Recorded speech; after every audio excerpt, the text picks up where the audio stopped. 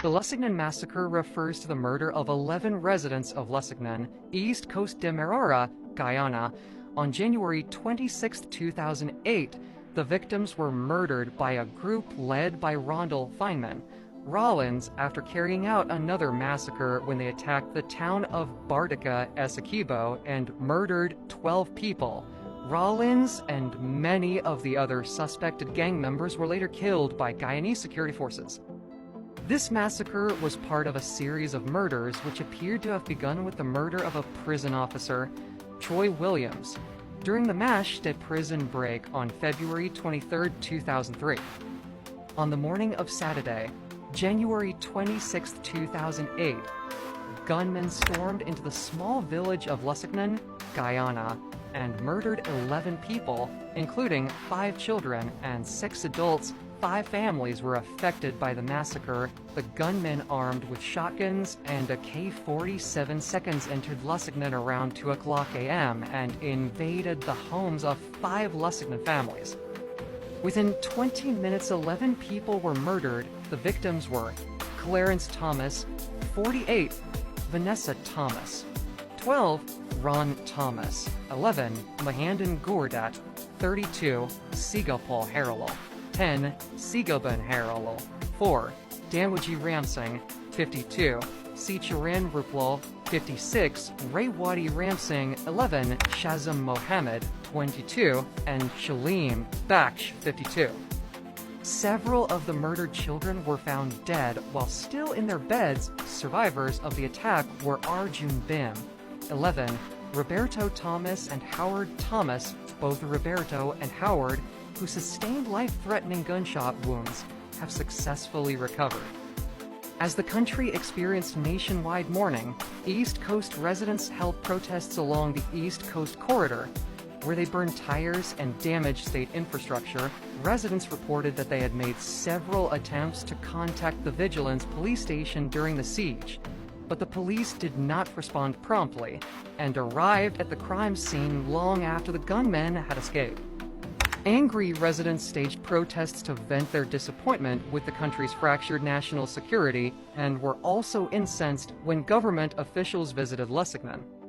The former soldier Rondel Feynman Rollins, who claimed responsibility for the massacre, was initially wanted for the April 2006 assassination of the agriculture minister, Today Saw. Rollins' girlfriend, 19-year-old Tanisha Morgan, vanished on January 18, 2008. While on her way to a city hospital to deliver her baby, Rollins believed that his girlfriend was kidnapped by law enforcement officials in an effort to force Rollins to turn himself in, although the joint services have repeatedly denied this claim. Rollins telephoned the Criminal Investigations Department, CID, a few days after her disappearance, and warned them to turn over his girlfriend to him or face the consequences. His voice was positively identified by the police. Following the Lusignan massacre, a man claiming to be Rollins contacted the local newspaper, Kiter News, by phone. He claimed responsibility for the Lusignan killings, but declared that he was not the mastermind behind the slaying of the Minister for Agriculture in 2006. Rollins further warned that he would repeat a mass killing in Guyana if his girlfriend was not returned to him alive and well. This threat was realized less than 1 month after the Lusignan massacre, with another bloodbath in the mining town of Bartica, during which the town was under siege for approximately 1 hour. In that incident, 13 people were murdered, including 3 policemen, while 7 others sustained multiple gunshot wounds. As a result of the Bartica murders, the reward for Rollins was increased from $5 million to $50 million as public and international demands for justice increased. 2 days after the Lusignan massacre, the Joint Services launched Operation Restore Order, headed by the Commissioner of Police, Henry Green. The operation was launched with the intention of capturing and disabling criminal gangs and restoring law and order to the country. Sea, land, and air resources were mobilized in an effort to capture the killers.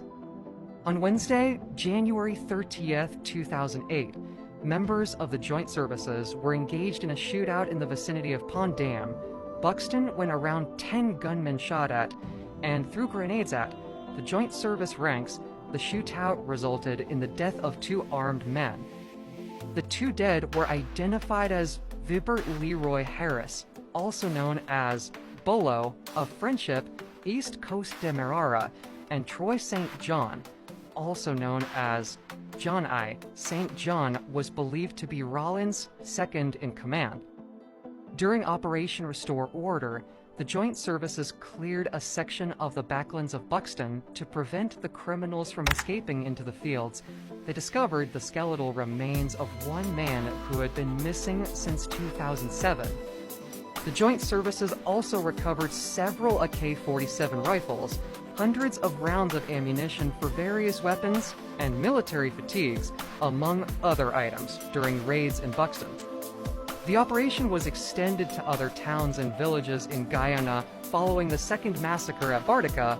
The Lusignan massacre was condemned by many factions of the Guyanese community as well as by various international bodies. All the Guyanese political parties and religious bodies unreservedly condemned the Lusignan massacre and called for an end to the brutal crimes. The ruling People's Progressive Party, PPP, issued a statement in which they strongly condemned the brutal and cold-blooded murder of the 11 people at Lusignan, and said the attack on the police headquarters which preceded the slayings was a well-coordinated and centrally directed terrorist attack.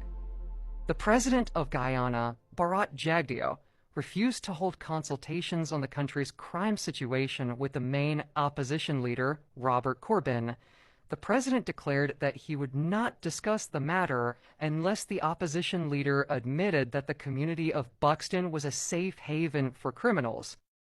The opposition leader said that he would not single out Buxton, as criminals could be found all over the country. Following the second massacre in Bartica, the president did later meet with all national stakeholders, parliamentary political parties, and religious bodies on Wednesday, February 20th, 2008. As part of Operation Restore Order, the Joint Services conducted various search exercises in the homes of Buxtonians. Many residents complained that their household items were unnecessarily damaged beyond repair. There were also claims of unnecessary force used during the detainment of suspects from the village. The Joint Services subsequently said that all items damaged during the search exercises would be replaced or compensated for. Operation Restore Order saw the clearing of the Buxton backlands so as to prevent criminals from using the backlands to evade law enforcement. This affected the livelihood of Buxton farmers as their cash crop farms were cleared. The government of Guyana subsequently set up a compensation scheme in order to assess the claims of destroyed farms and supply monetary compensation for all losses. Tanisha Morgan, who was pregnant at the time of her disappearance, allegedly contacted her mother, Wapel Morgan. While still missing, her mother reportedly said she received a phone call from the young woman, who said she did not know where she was, but she was walking along a dam. She also reportedly said that the baby, a girl, was sick and that they had no food. A massive search was launched for the missing woman and her baby, but neither were found. Police investigations found inconsistencies in Wapel Morgan's report, and that she had changed her story of how she came to receive the phone call. This cast doubt on her reliability, but nonetheless, the police continued to search for the missing pair. The search for Rollins came to an end on August 28, 2008, when police caught up with Rollins at one of his hideouts near the capital, Georgetown. Police shot and killed Rollins and 2 other gang members in the shootout that followed.